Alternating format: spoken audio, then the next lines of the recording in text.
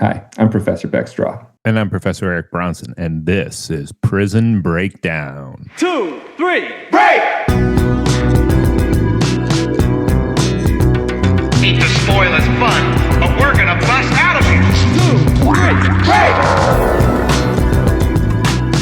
I'm locked in here with you. You're locked in here with me. 2, 3, break! I can honestly say I'm a changed man. No danger to society here. God's honest truth. 2, 3, break! I'm not leaving this cell. I'll get out my way. The right way. 2, 3, break! AHOYDUDES. Ahoy, dudes. Welcome back. Ahoy, dudes! That is our greeting to one another. Ahoy, dudes. And Ahoy, welcome back dudes. to another beautiful episode of Prison Breakdown. And I am Professor Beck Strah, Professor of Criminal Justice at Roger Williams University, joined by my colleague. Hey, colleague. Hi, that's me, I think. Am I the colleague right now, or is producer Britt the colleague right now? No, we're getting to producer Britt. He's busy. Oh, okay. Well, he's far more important than me. So let's just get. All right. I also Professor of Criminal Justice. Now let's move on to the important one. Producer Britt, out there in Seattle. Britt. Hi. Hello. I expected something more bombastic. We built you up so much. I don't. What am I supposed? I'm the producer. I'm not one of the hosts of the podcast. I'm not paid to talk. What do you want from me? Hello, something like that. You know? Yeah. There we go. Yeah. That's good stuff right there. That's high quality production. Thank you. Yeah. Agreed. Absolutely. Greetings to my co-ghosts. Today is a very special day. This is an episode where we don't even have news. That was the last episode. Go see that one. Last episode. If you really care about the news. We don't give a shit about the news on the main feed. If you want some news, go back an episode. Rewind time.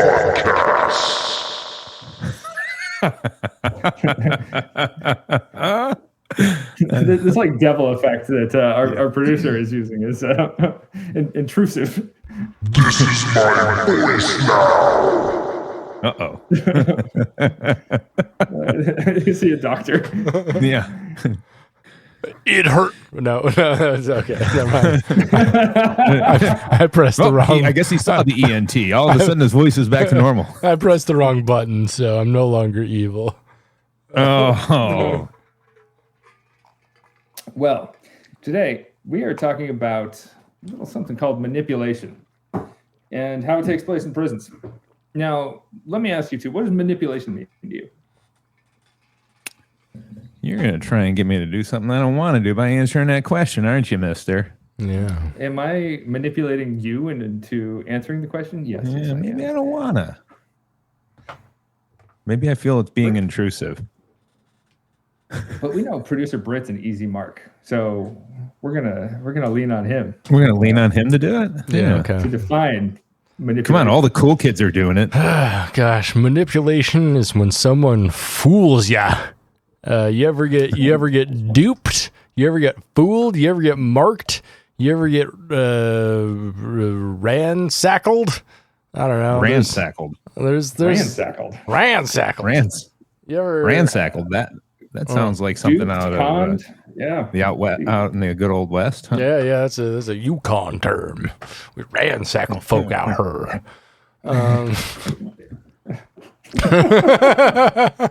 This is a podcast about ransackling. It is. Yeah.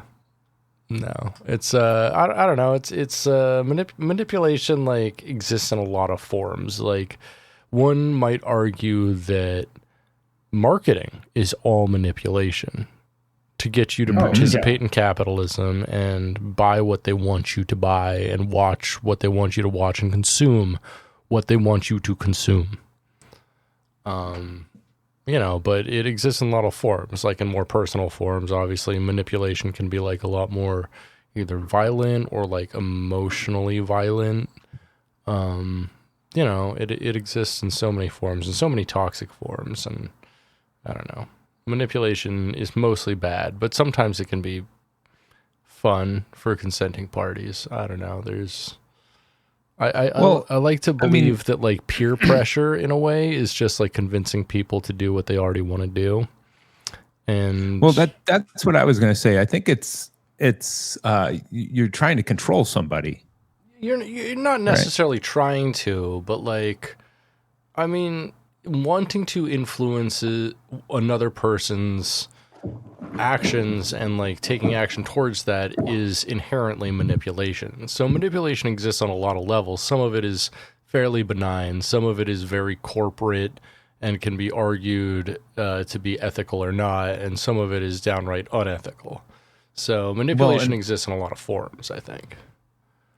I agree. And I see that like when we're talking about like advertisement is kind of superficial manipulation. Exactly. Right? And like no one says that's unethical. Well, I mean, some people, I think it's unethical, but like, especially like advertising towards children is a weird form of manipulation because you're manipulating a child to want something so bad that they bother their parents about it, which is manipulating like family dynamics through media. And I think that's like entirely unethical.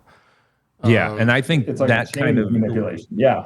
Yeah, I think that kind of manipulation is really, like, as you say, unethical and unfair and dishonest. And I think that's one of the biggest things is that you're trying to control a population and you're being dishonest about it. And that's so. I think we kind of answered your question there, haven't we, Professor Strah? Yeah, you have. And it also strikes me, manipulation through advertising is so. Like it's brilliant, but it's also sneaky. And advertising tells you what to want, when to want it. It's all around us. So manipulation constantly exists in your sphere if you are listening to this. But manipulation in prison settings is something that is devious. It's unique, and it can take different forms. I'm sorry. Producer's note. This podcast is manipulation. We are trying to bend your worldview to ours because we believe that we have read the research. We are informed. I mean, not me so much, but the two guys who the two other guys in the podcast who have literally spent their life doing research on the subject think they know what they're talking about. That's what this podcast is about, I think. I don't know any of it. All I know is I'm convincing enough by the way I talk that I can convince people and just make shit up and they'll buy into it. So manipulation. At least that's what I get. Well, that's a type of manipulate. We are manipulating you no matter what. Even if it's informed or not, I guess. Yeah. That's why it's so much fun. Yeah. So everything around you manipulates you. The media manipulates us all the time. Like telling you what to think, why to think it. So in prison, manipulation is like, it's such a specific topic. And I read a book recently called Games Criminals Play. I learned a lot about manipulation, and I want to share that with you two and our pod listeners. Nice. Now, have you two heard of Games Criminals Play by Bud Allen and Diana Bosta? Have not. No. I am excited here. This is a book that was first published in 1981. I got a copy of its 45th printing in 2023. So it's been around a while. It's a book I remember hearing referenced as far back as the Corrections Academy. And it is a popular book in corrections officer subcultures, and it details all these different ways that inmates will manipulate corrections officers so that the authors can bring knowledge to corrections officers. So that's what we're doing here. The idea behind the book is that inmates can identify staff who are most susceptible to manipulation. So staff should also be able to work backwards from that, do the same, and recognize when inmates are trying to manipulate you, and recognize when inmates maybe they don't have the best of intentions. And Eric, let me ask you, working in prisons as much as you have you ever been manipulated to any degree? Oh, I'm sure. I'm pretty certain that there have been plenty of times when I've been manipulated, that, while either working at the institution or doing interviews with inmates, that I was manipulated one way or the other. For instance, I know that there were some inmates that, and this is interesting, down in Texas when I was doing some of the interviews, we in the middle of summer, and I think this was in July, that I was conducting these interviews down in the Panhandle in Texas, and I know there were inmates who were trying their best to extend the interviews as long as possible so they could stay in the office with me and just BS with me so that they could stay in air conditioning. Which, hey, I respect that. The housing unit they're at and the rest of the institution has no air conditioning available. It just happened to be the admin building that had air conditioning. So, I mean, hell, the COs that were working down there wanted to be up in that building with me. Yeah, So right. And if you can get more details, if that gets you more participation, right. Great. You're manipulating them in a way. Exactly. I remember as a corrections officer, there was this guy, Richard Kirkham, and he was being held on he was facing trial for murder. And it was him and a few other guys who were all involved in the same murder, who we had to spread out to different units throughout the jail. And I liked Kirkham. We got along just fine. And he was very charming. And he one night came up and said, CO, can I have just a few more minutes on the phone with my girlfriend? Like, we're going through a rough patch. I could really use the support right now. And I was like, yeah, you know what? Sure. Just even after everyone else had locked down, I let him finish his phone call that ran a few minutes long.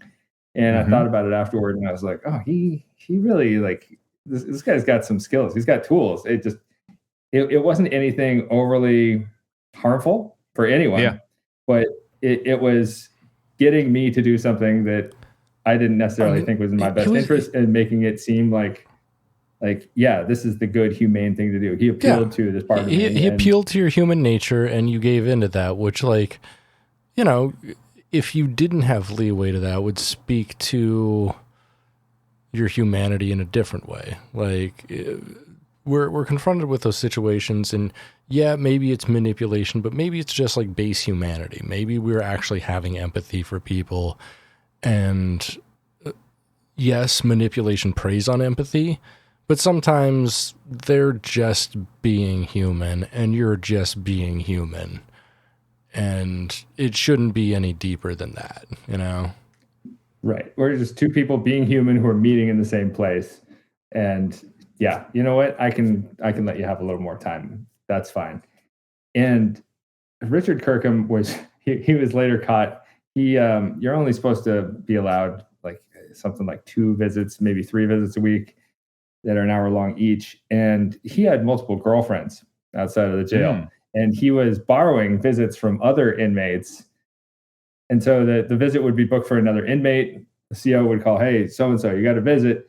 And then he would just show up for the visit instead. And nobody really noticed. There wasn't enough of a system of accountability because he was too busy pulling string. He was manipulating behind the scenes, even other inmates. So honestly, someone who is motivated and charming enough, you can do it.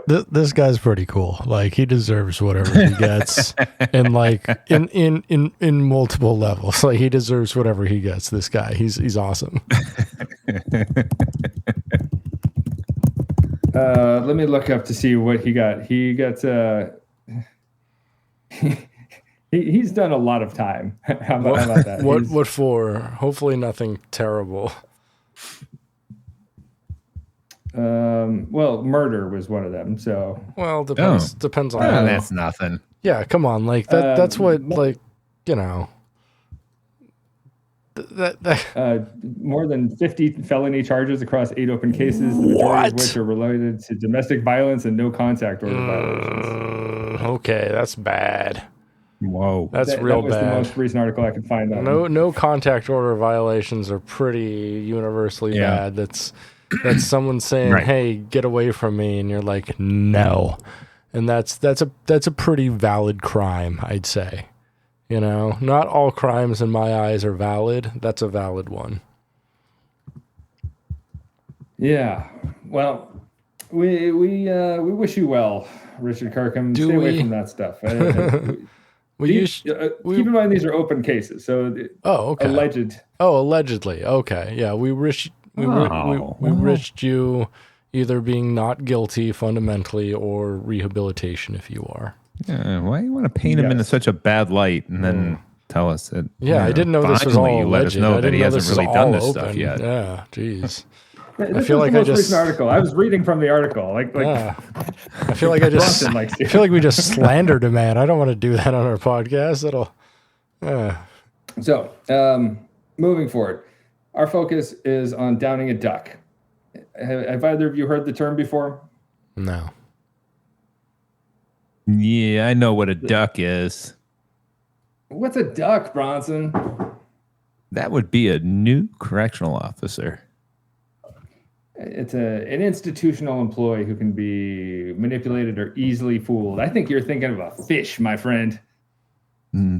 Fresh fish is a new inmate. A duck is a new CO. Doesn't know what the hell's going on. Shit, like me, Yeah. apparently, who can't even get his terminology right. Yeah. Look at you. So the author's going philosophy that they put out there is that correctional employees, if they're doing their jobs right, they're going to deny inmates and their manipulative attempts. And guess what? You can even be polite about it. And then you build up your sense of awareness and judgment. Be firm. I was always told be the 3 Fs: firm, fair, and friendly. So don't be friends with inmates, but you can be firm, fair, and friendly. And those things don't cost you anything. And they'll respect you more for it. But as far as inmates go, not all inmates are going to try and manipulate corrections staff, but all inmates are going to recognize manipulation. And I will say, as a corrections officer at the time, it made me a lot more aware of what manipulation even was and what it looked like. Like after that inmate got me, I've realized I got, and that's fine. Sometimes we do, but it's about not letting it go down that path too far. So our authors in this book, they start out with this apocryphal tale of a corrections officer who got stabbed on duty. And his worried wife goes to the hospital, and he's okay at the hospital, but his captain is there, and his captain is looking none too pleased. And the wife can't seem to figure out what's going on. The husband, corrections officer, he bums around the house after getting stabbed. He's there for a couple of weeks before revealing to his wife that he was fired for bringing in inmate marijuana. Oh. And he tells his story. And it turns out there was this inmate who had been getting close to him over time, and this inmate was going through a divorce. The corrections officer agreed to go to the inmate's home to try and talk his wife out of the divorce. The rationale being, if the wife gets word from the corrections officer that this guy is trying to become a better man, she'll stay with him. Now, that's the stupidest rationale I've ever heard to go to an inmate's home. Right. No, you can't. I mean, that's way crossing a line. That, you don't go looking for inmates' family members on the outside for whatever, no matter what the reason is, you don't contact them. No, we have enough concerns of our own in this life of ours, and like you can't start down that road, because as soon as you do, every inmate's going to be like, hey, can you visit my home and bring them something? It's not good practice. So this inmate, he says his wife is divorcing him, and it turns out the divorce is primarily to get medication for their baby. Since his wife is married to an incarcerated guy and they can't afford the medicine, if she finds another dude, maybe that guy can afford the medicine instead. So the corrections officer goes to her house and he cuts her a check, then comes back week after week to check in on her and give them more money. What? And I'm like, that's like, it's not your responsibility, and it's nice, but like it is like overstepping every boundary that you should have in corrections. There's got to be something missing here. Why the hell would he give her money? Well, he's just trying to help her out to get medicine for the baby. He feels for her, but it's not his responsibility. Something we're missing. He's a stranger. So one night, this corrections officer goes to her home and she answers the door in a bathrobe. She's not feeling very well and she faints, exposing her nude body. And the corrections officer picks her up and puts her on the bed and calls a doctor. And the doctor comes over, says she's okay. It's just exhaustion.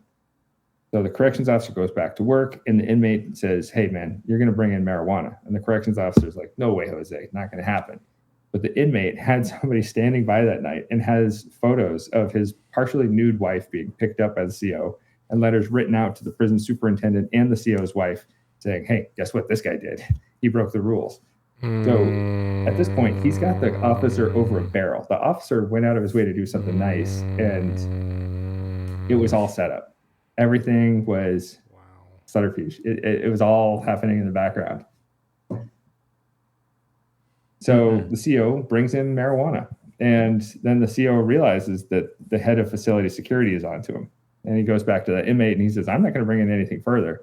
And the dude stabs him, which results in his firing. So he double whammy. He got stabbed and he got fired at the same time. No. Wow. But I mean, the fact that he got corrupted there, he got compromised, to the point where the manipulation reaches, you go over that cliff and you're a compromised staff member. That just, man. So let me ask you both, at what point do you think he's compromised?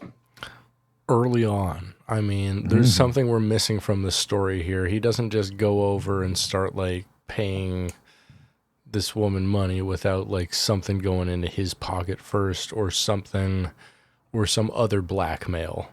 There's several elements I think we're missing from this story, and I think this guy's compromised a lot sooner than we think. Something's going on. Did he bring something into the inmate? Something that might not have been right. Something innocuous from the first. A newspaper or magazine. Or right. Like that. Yeah, but something that he had dirt on him for, and then the blackmail got worse and worse, but. He got advantageous for him at points, but it still got worse and worse up to this point. So, up to the point he got stabbed and fired. He's probably lucky to not have criminal charges. There's a lot we don't know about this, I feel. I completely agree. And anyone who is visiting an inmate's house in the first place, either that inmate has something over you, or you are a sucker. Right. You are you just don't know what to do with this job, and you don't know to establish proper boundaries between your work and home life. Right. And if that's you, listener, don't go into corrections. It's not for everybody, and that's okay. Right. But you have to. Definitely. I mean, it's a tough job, and if you know you're easily manipulated, which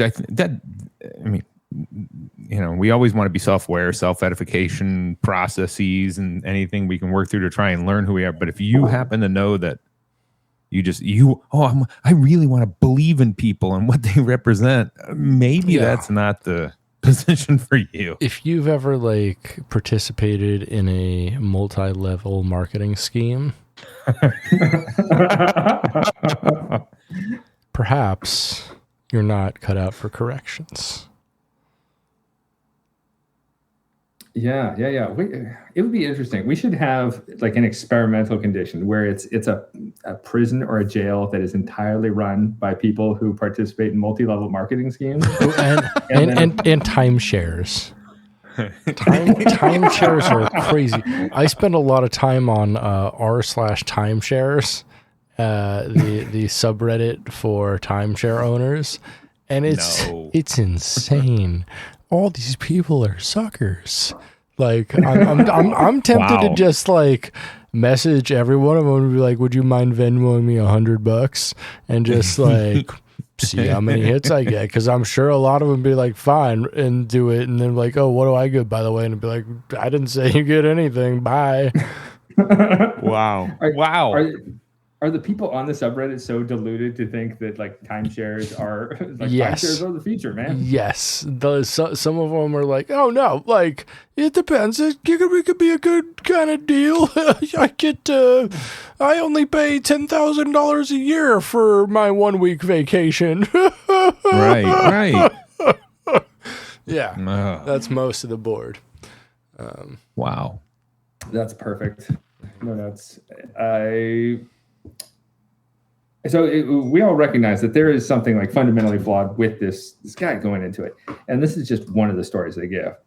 And the authors go on to suggest that there's this cops and robbers syndrome. And the idea is like policemen develop these adverse feelings about people that are attempting to elude them. So the police, by like role definition, are socialized to dislike the robbers. And then the lawbreakers, anyone who's in prison or jail, they learn to deeply resent their captors.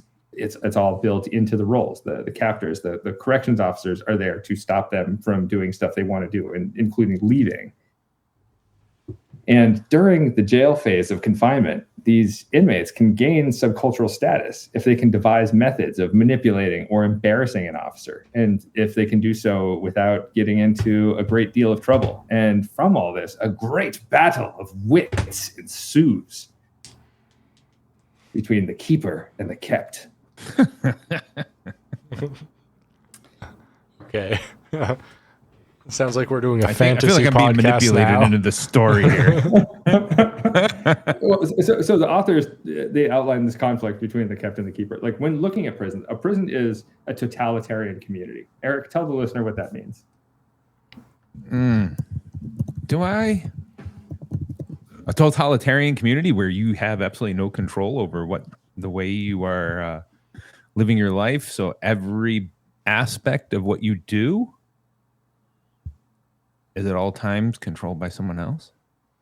Total control over you don't have any like When private life. There's no autonomy whatsoever. Yeah.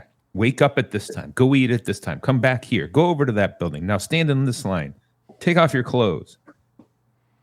Spread your butt cheeks and cough. Right? Eric's favorite. Yes. Yes. Yeah. Yes. It's a podcast favorite, really. I was manipulated into doing that. Sure. Yeah. I think I was too. So Yeah. the idea is that people are held against their will and they're forced to live somewhat peaceably with their keepers, their controllers, and your freedom of speech, your freedom of choice, your freedom of movement, and they're all excluded. Like they're all curtailed here. And if you try and leave, somebody in a tower is going to try and shoot at you. You were told when to get up, when to sleep, what to wear, what to eat, what attitude to assume, what is acceptable behavior, what is not acceptable behavior. Even stuff like having an unmade bed or having your shirt untucked, like in some prisons or jails, this can get you a write-up. So you can't even like wear your clothes the way you want or keep your bedroom the way you want. It's a total you go through that status degradation ceremony when you enter, and at no point do they allow you to rebuild that in the way you want to. All of your status that your master status that you try to accumulate, and by doing some of these programs and improving your situation, all of that is still controlled by them. So even if I want to improve myself and get my GED, you're going to get your GED, but you still have to do it within our confines. Everything, every little bit of it. You're within the boundaries of their say-so. And so the idea that these authors are putting out is, as an inmate, I can get status among my peers by pushing back against that, by saying, you don't own me. I am not just going to lay down in front of the train tracks and be a victim of this totalitarian regime. Instead, I'm going to act out. I'm going to refuse to cooperate. I'm going to devise methods of modifying corrections officers' behaviors. So like if I know somebody's smoking a cig 5 cells down and the corrections officer's about to do their rounds, hey, CO, I got a problem. Come talk to me for a minute. And you're distracting them enough so that it's nothing overly devious. It's just modifying behavior in some ways. But this can also be circumventing the rules or even disobeying the rules and engaging in rule-breaking behaviors regardless of any punishment.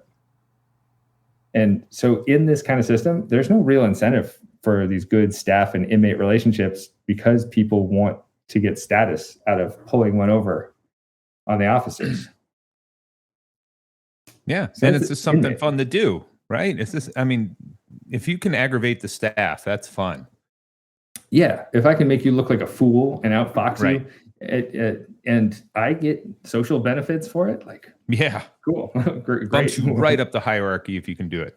Oh yeah. I'd be in the back of your class just heckling you every day. Yeah. You can't keep me away. So that's on the inmate side. On the corrections officer side, officers are given a ton of training. I remember there was so much training about manipulation and where the bottom line is. Like, don't trust inmates is something that is drilled into you over and over and over again. In the academy, you were taught to enforce rules. You were taught to administer discipline to inmates when it's necessary, not physical discipline, but go lock down, that kind of discipline. Yep. You're not coming out of your room today for rec.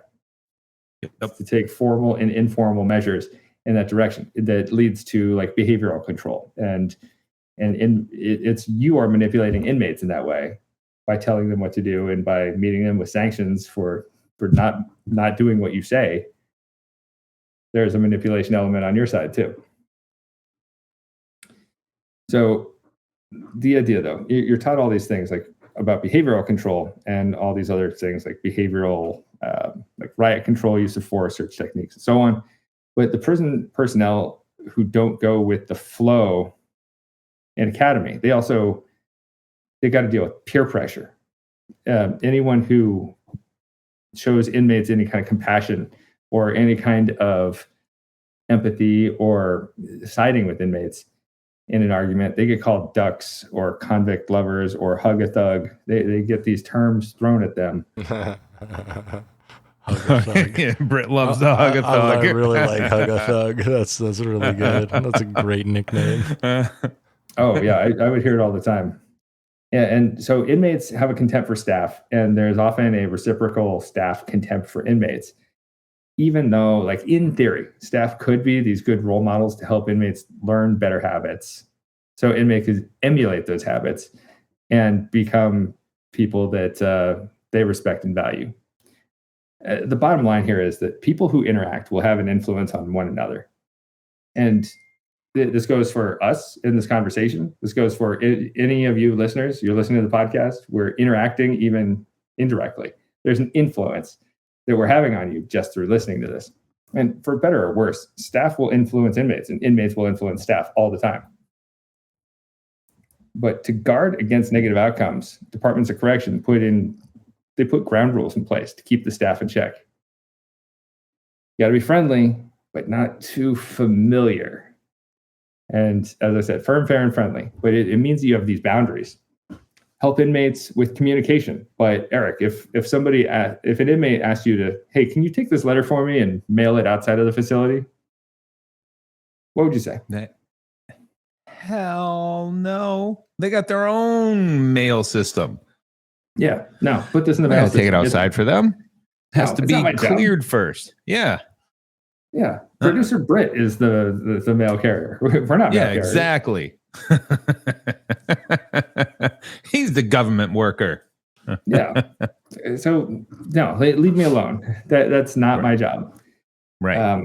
What if an inmate is looking at your lunch and saying, "Hey, that brownie looks pretty good. Can I have a brownie?" Do you give him the brownie? Do you give him a bite? You say it does look good, but unfortunately, me sharing this brownie with you is against the rules and against the law. Sorry. Yeah, absolutely. So you can't give inmates anything unless you are authorized by your supervisor or your job assignment. And this means anything you bring from home is absolutely forbidden to give to inmates. You can't give them something out of your lunch. You can't give them a cigarette. You can't give them anything. And that's the one thing we're thinking about that where you're being manipulated. We don't want to give them anything. On the other hand, if you do have something that's approved for the inmates, you have to make sure it comes in through somebody else in terms of staff higher ups, so that your ass is covered in terms of anything that might happen and being contraband. But you also don't want to put the inmate in that position where they might be seen as somebody that is possibly a snitch or a rat, and they're getting compensation for giving info. If they're seen as somebody who's too close to the staff, the other inmates might say, hey, what the hell's going on over there? So you got to find, if you are bringing something in that's legitimate and it goes through the upper admin, you don't want to make a big deal out of it and have it be a big scene, because it could be detrimental to the inmate and their standing in the institution. Right. So they don't even want to be seen receiving like a gift from the admin, because unless of course they're exploiting them, right? yeah, absolutely. But with inmates, don't give them any of your own personal belongings. Don't take letters. Don't take anything outside of the facility for them. And if they need advice, if they're requesting your advice, you can offer that, but don't offer any details about your life. Right. You should not be telling inmates about your personal life. That is something that they might be looking for to use against you. Yeah. It's amazing. It's amazing the number of staff that do not wear any type of wedding bands at all. It's just, don't let them know you're married. Yeah. Don't tell them you have kids. Yep. Don't let them know what town you live in. Exactly. So we know that inmates often are not going to care about staff being good role models unless there is some kind of like mutual respect between people. There's some admiration, cooperation, there's idealism, good attitudes, enthusiasm.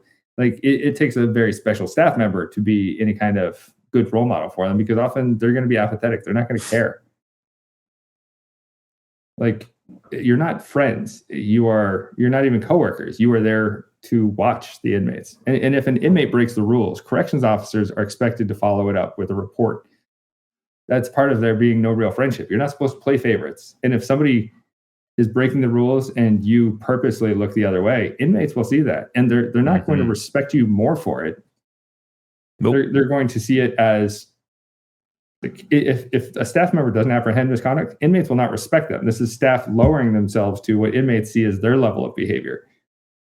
Oh, this is a person who can be compromised. This is a person who is more susceptible for manipulation, is what it shows them. But they will respect staff who continue to show dignity and continue to show professionalism on the job, regardless of the pressure. So when an employee breaks the rules, inmates lose respect for any ability that person has to help them. They're no longer, if they were on their way to role model, they're done. They're not on the way anymore. And there's no real rehabilitative actions that are going to come from this person. So when the keeper fails to follow the rules, the kept are the ones who are the shot callers, not the employee, even though the keeper still thinks that they are bending the rules to help an inmate in a special situation. And as the employee, it doesn't mean you're doomed. You can still you can still gain background, and you don't have to give an inch and extend that into a mile. Everybody working in corrections gets manipulated to some degree, whether it's large or it's small, but it's about recognizing the issue, recognizing, you got me. So it doesn't happen again and again, and start to like form a cycle where like you're just a mark, you're a sucker, and inmates are taking advantage of you. Well, and I think that's where we got to make sure that people, well, just in general, but in the criminal justice system, really have to have a good understanding of who they are, what their strengths and weaknesses are, and that's not for the job interview, finding out what types of things, psychologically work on you in terms of making you a mark or something along those lines. Are you somebody that is, controlled through coercion or, intimidation while you work at an institution? Those types of things. You got to figure that stuff out quick anytime you work in a CJ field, I feel. Yeah, absolutely. These are things that, like, it helps to come in with this knowledge about yourself, but we don't all have that. Like, we don't all just prepossess this knowledge of self to say, I know I'm naive and gullible and I will fall into this, because we're the main character in our own story. We want to think better of ourselves too. And some people might not be willing to admit that about themselves. Now, some personality traits, some areas the authors warn about here. Naivete. That's one of these. Like, don't be naive with inmates. Don't be simple. Don't be too trusting. Don't give in to believing stories. Don't act on their information unless there's something to back that up.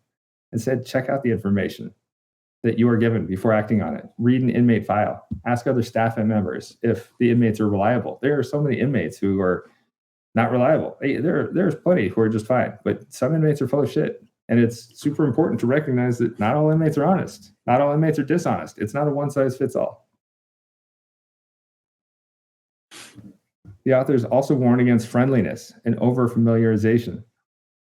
As a corrections officer, I try to be friendly with people. It's expected for people going into the role. And inmates can see this as weakness. And you have to differentiate between friendness and familiarity. You can be friendly and familiar, but don't discuss the personal elements of your life. Don't tell inmates about your personal problems, your financial problems, your sexual problems. Don't go by your first name. These things open the door to friendship, and it's not in your job description.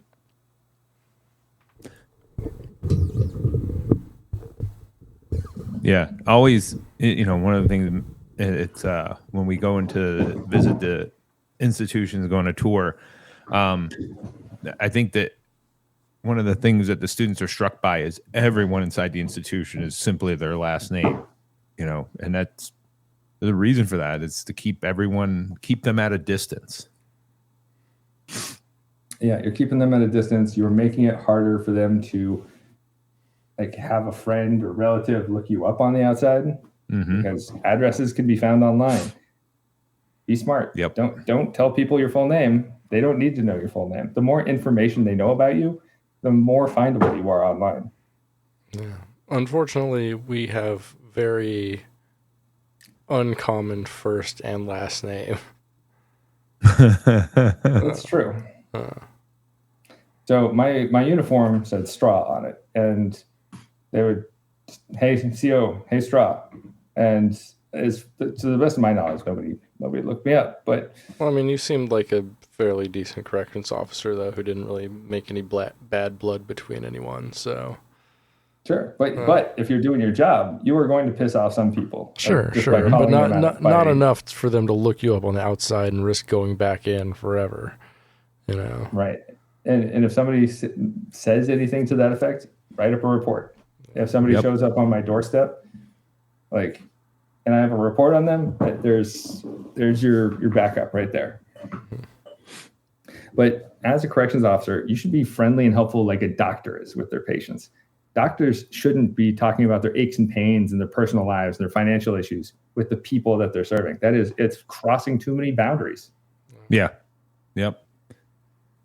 But while you're doing it, as you said, you're maintaining that level of professionalism so that, being professional means you can still be respectful and greet folks without crossing any of those boundaries. Absolutely. And as professors, we have to do it as well with our own students. And we have to draw some line in the sand somewhere, because also we are in charge of grading people and grading them objectively. And it is hard to do if I am friends with somebody. Yeah. Just like it is hard to do as a corrections officer. You can't be friends with somebody and maintain custody easily. Right.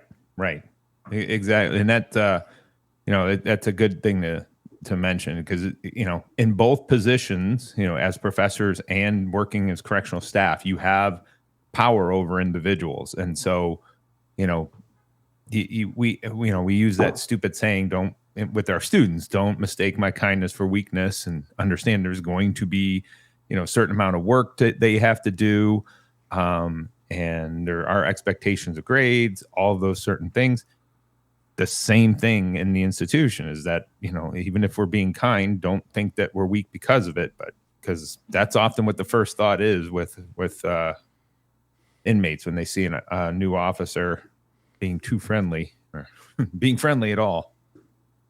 Yeah. When I started in corrections, there was this guy, Kelly McNeil, and McNeil, when inmates were being too loud, he would take a stack of books and he would drop them, throw them on the table next to the inmates and go, yeah, I can be loud too. How do you like it? And inmates hated him because that's such a dick thing to do. And And they immediately got like, oh, this guy is not somebody that we can work with easily because he did that. But on the other hand, like inmates didn't like him, they didn't trust him, and they're less willing to play ball because he's not friendly in that respect. Right.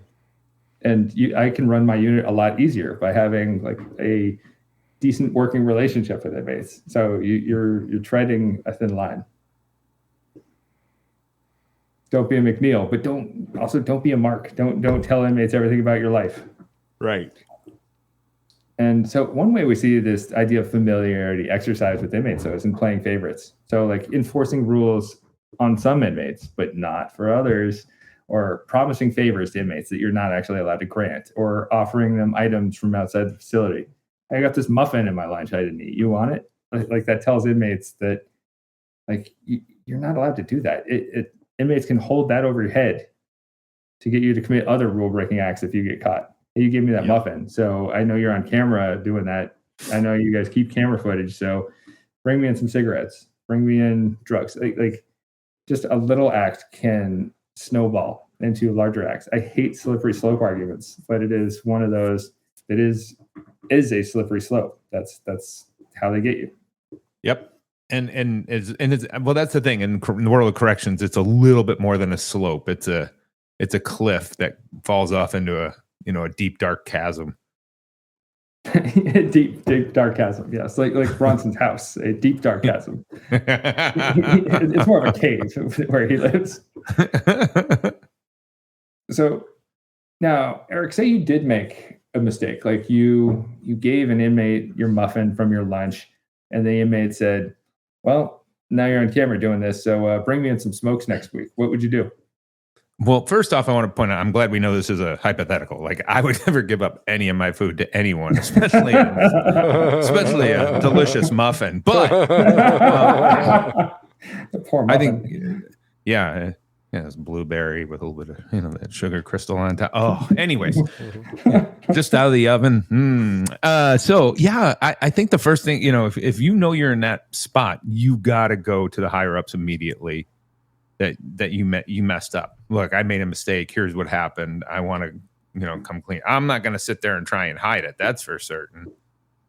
Totally. If you have a halfway decent supervisor, I'm going to self-report. And that gets me out of this immediately. Hey, Sarge, listen, I screwed up. I shouldn't have done this. Right.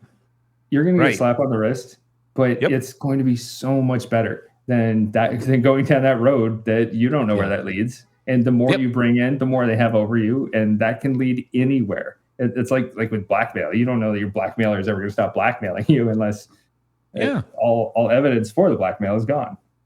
Right. Get a couple days on the street, maybe, right? And maybe sent over to a different institution or something, or move to a different position at the institution, something like that. But they're not going to get rid of you. Yeah, put a letter in your file, something like that. Yeah, but learn from it and move on. And honestly, as a supervisor, I would respect that so much more if somebody came to me and just said, like, hey, listen, I screwed up. Let it be like a lesson. Sure. Yep. You learn from this. You're not going to do it again. And if you do, you are a moron and you should not be working here anyway. But people who work in custody positions, they can become complacent. And this means that routine duties can become so routine that people can set aside caution when you should be cautious working in a prison. And complacency in prisons can develop sooner than law enforcement due to falling into these monotonous routines. Every day you show up, you feed the inmates, you run head counts, you supervise your housing areas, you walk around once an hour, every hour, and you have this host of other details that don't vary. Everything is the same day after day in these units. And the authors of this book, they caution against complacency, because when that happens, you start failing to notice some signs that can spell out trouble.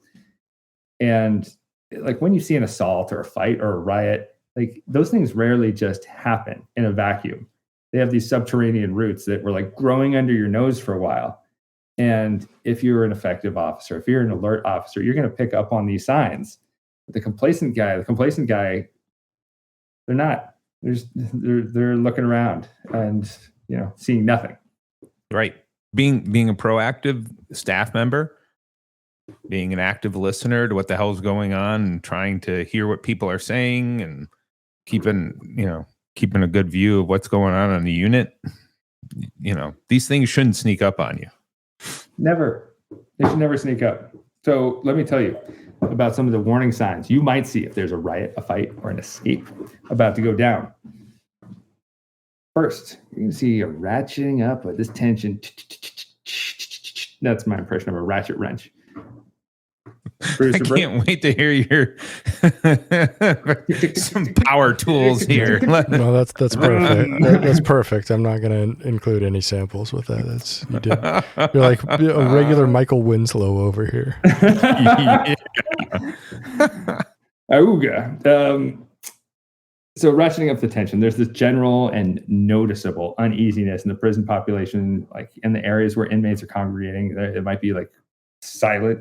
That'd be so weird to see. And you might also see some attitudinal changes in the inmate population, like on a large scale, inmates refusing to follow orders. There's more name calling. There's more property destruction, threats, insults, this kind of thing. Poor attitudes amongst inmates who are usually congenial or on the polite end. There's a more unauthorized groupings and inmates who disperse when an officer comes near them. They scatter like rats to the wind. And there's a decrease in activities. So fewer inmates participating in programs, fewer inmates participating in work, more sick calls to work. And we also see inmates like preparing for something to go down. So inmates, if they have any kind of valuables like a TV or a tape recorder or a radio, putting those out of sight so that if something does go down at the institution, these things don't get destroyed. In case there's a lockdown, inmates might also stock up on their canteen items. Maybe fewer reported incidents of drug use, maybe inmates sleeping in their clothes, and a weird number of inmates who are staying up at night as lookouts. And if I'm a complacent officer, I'm not going to pick up on any of this shit. But it's the officer who has some alertness and some attention to detail who looks around and they're like, something feels weird. Like, what is going on? And the complacent employee has their own set of symptoms. Like, what would you expect to see in like a complacent employee who's checked out on the job? Someone who's like, what would you expect to see like physically and behaviorally from the complacent employee? Well, I think, when you have somebody that's, I guess they're being lackadaisical with their job in terms of not fulfilling their duty. So we know that, a lot of staff on certain units, they have to get up and make rounds more than just count. They have to do it every 15 minutes and they have to mark off that they did it. Now we do know that technology has changed and that they have to go up and push a button with a particular pen each time they go around and make their rounds so that they're making sure that these particular jobs are being done. But that would be one quality, they're rather aloof about the way they're monitoring the unit and not really, keeping tabs on who's doing what and who's hanging around who on the unit. That I think those are some real key, maybe red flags, if we want to call them that. Yeah. Quick word on those pens. They instituted those 2 months before I left my job as a corrections officer to go to my PhD program. And I was like, I already do my work. I'm not going to carry around this stupid pen. I do my job once. Right. Like depending on the shift, either every half hour or every hour, you walk around, you do your rounds. And I felt like, no, this is insulting to someone like me who does their job so diligently. So no, you can keep your pen. It will stay in my desk. Well, it's funny because you hear stories like that where you have somebody who's doing the right thing. And then I have a friend from down in Texas when he was working as a correctional officer in Iowa.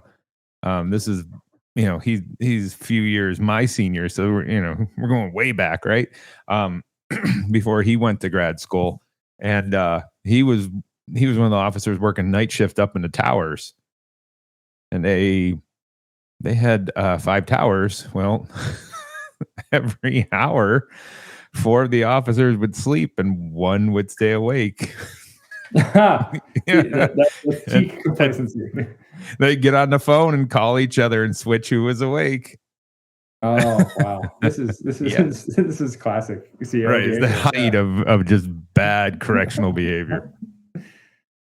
So that's one of the symptoms that you would see for people who are more checked out on the job is ability to sleep at work. Yeah. It might also look like discussing inappropriate subjects with inmates or in front of inmates, just like not caring anymore. That's complacency.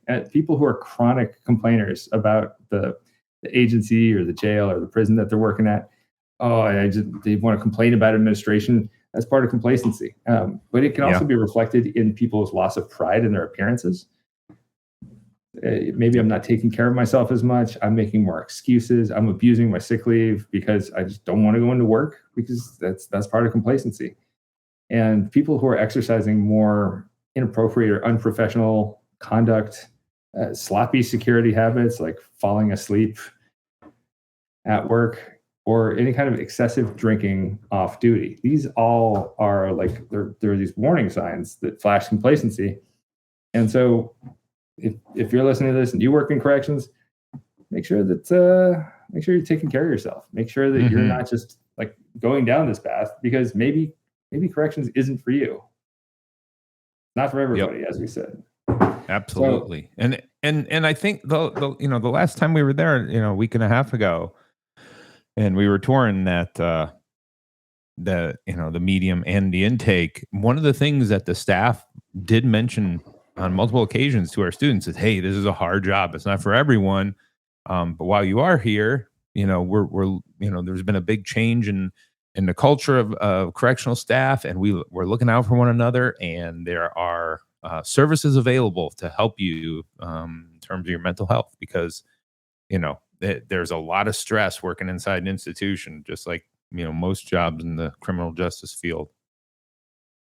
Yeah, and it's some people you see it eat them alive, and it embitters people. It makes people act in ways that they wouldn't have previously. And so choose a job that's for you. We're going to cut it there for today, because we have two things that we got to do. First, we want to thank Roger Williams University School of Justice Studies. Thank you, Roger Williams University School of Justice Studies, for your patronage. Hey, they offer degrees in anthropology, sociology, criminal justice, forensic science, international relations, legal studies, political science, public management, and then they have graduate degrees in public administration, leadership. Oh, and a delicious one in criminal justice. That's me eating it up, because lapping it up. Gross. Lapping it up. Just don't touch my muffin, damn it. Eric and I are proud professors of criminal justice at Roger Williams University. Come join us. Come join the fun. And learn a thing or two about criminal justice. Absolutely. Now, the other thing that we have to get to, a little bit of movie minuto. Movie minute. Movie minute. 60 seconds with producer Britt to talk about movies. So let's put 60 seconds on the clock. So last time on the podcast, Judge Bronson sentenced me to Get Santa, which is a 2014 film written and directed by Christopher Smith, an English director, probably best known for the wonderful British horror comedy Severance from 2006, which I was a big fan of when it came out. This movie centers on a former getaway driver and estranged dad, Steve, as he and his son find Santa in their shed, and after Santa gets arrested for trying to steal back his deer, they plan and launch an elaborate plot to, here it comes, get Santa. Oh, that's where the name comes from. Out of prison. Yeah. So overall, this movie was pretty enjoyable for a Christmas film. I'm not usually a fan of Christmas films, but this one was all right. The writing was fairly quick and sharp, and the acting was pretty good, with decent performances from both the leads and also Warwick Davis. My only criticism of the film is it's maybe 15 minutes too long, and maybe just a bit too aimed at children, for what is like half a prison film. 3 out of 5 soups. Wow. I'm impressed. Yeah, Higher than I thought it was decent. going to be. Yeah, Now, hell yeah. let me aim lower. This one's not a prison film, but it is a Christmas film. What do you got? And a little film called A Christmas Karen came out a couple of years ago. From what year? Christmas Karen from 2022. Does she ask for the manager? Well, I want to I see think Britt Mrs. is going to have Claus. to tell you about this. It's a Christmas Carol, but with a twist. It's an annoying middle-aged woman who is a Karen.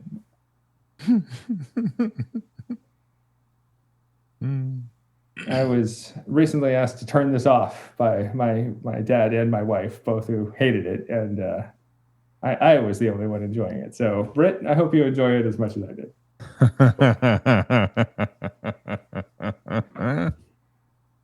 Oh, that's good. And